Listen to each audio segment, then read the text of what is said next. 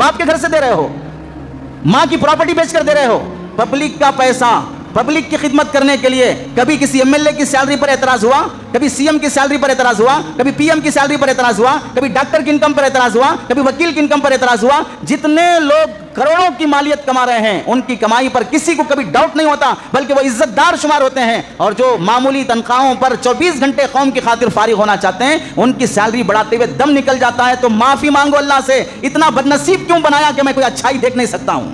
رمضان کے مہینے میں ہم نے بالعموم مسجدوں کو دیکھا ہے، لائٹنگ کے ذریعے سے مسجدوں کو سجاتے ہیں، ہوٹلوں کو سجاتے ہیں، ڈیکوریشن کرتے ہیں.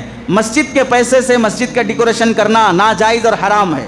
مسجد کا پیسہ مسجد میں ضروری کاموں کے لیے چندہ دیا جاتا ہے، فالتو کاموں کے لیے کوئی آدمی مسجد کو چندہ نہیں دیتا. اور ڈیکوریشن کرنا یہ فالتو کام ہے. کعبۃ اللہ کو کبھی آپ میں سے کسی نے دیکھا آج تک کبھی ڈیکوریشن کیا گیا ہو، لائٹنگ لگائی گئی ہو؟ کتنا سادہ سیدھا اللہ نے اسے بنایا، لیکن کتنی کشش رکھی ہے. ہر شخص دعا کرتا ہے زندگی میں ایک بار ہی صحیح کعبے کی حاضری نصیب ہو جائے. اللہ نے جسے آسمان سے عظمت اور نورانیت دی ہے اسے زمین کے ڈیکوریشن کی ضرورت نہیں پڑتی ہے. مسجدوں پر اللہ کے آسمان سے رحمت برستی ہے، اسے ڈیکوریشن کی ضرورت نہیں ہے. اس واسطے مسجد کے چندے سے مسجد کا ڈیکوریشن کرنا ناجائز اور حرام ہے.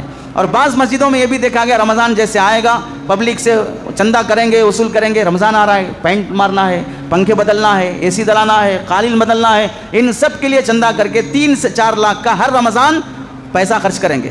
لیکن ایک حافظ صاحب نے مجھے بتایا تقریباً میں 20-22 سال سے مؤذنی کر رہا ہوں، اب تک میری تنخواہ 11,000 روپے ہے 22 سال سے. اور ہر سال مسجد میں ڈیکوریشن کرنے، پینٹ مارنے، اے سی لگانے، قالین بدلنے، صرف رمضان سے پہلے شعبان میں 2 سے 3 لاکھ روپے خرچ کیے جاتے ہیں اس کی خاطر، رنگ روغن کی خاطر. لیکن خادمین کی سیلری کی طرف توجہ نہیں دی جاتی ہے کہ ہمیں کتنا بڑھا کر دینا چاہیے، کتنا اضافہ کرنا چاہیے.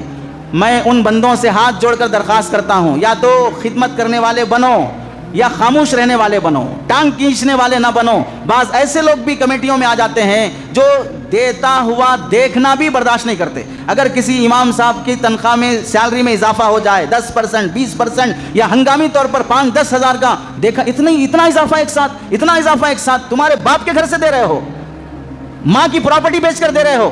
پبلک کا پیسہ پبلک کی خدمت کرنے کے لیے کبھی کسی ایم ایل اے کی سیلری پر اعتراض ہوا، کبھی سی ایم کی سیلری پر اعتراض ہوا، کبھی پی ایم کی سیلری پر اعتراض ہوا، کبھی ڈاکٹر کی انکم پر اعتراض ہوا، کبھی وکیل کی انکم پر اعتراض ہوا. جتنے لوگ کروڑوں کی مالیت کما رہے ہیں ان کی کمائی پر کسی کو کبھی ڈاؤٹ نہیں ہوتا، بلکہ وہ عزت دار شمار ہوتے ہیں. اور جو معمولی تنخواہوں پر 24 گھنٹے قوم کی خاطر فارغ ہونا چاہتے ہیں ان کی سیلری بڑھاتے ہوئے دم نکل جاتا ہے. تو معافی مانگو اللہ سے، اتنا بدنصیب کیوں بنایا کہ میں کوئی اچھائی دیکھ نہیں سکتا ہوں، اتنا غلیظ خبیث مجھے کیوں بنا دیا کہ میں کسی کی اچھائی نہیں دیکھ سکتا ہوں.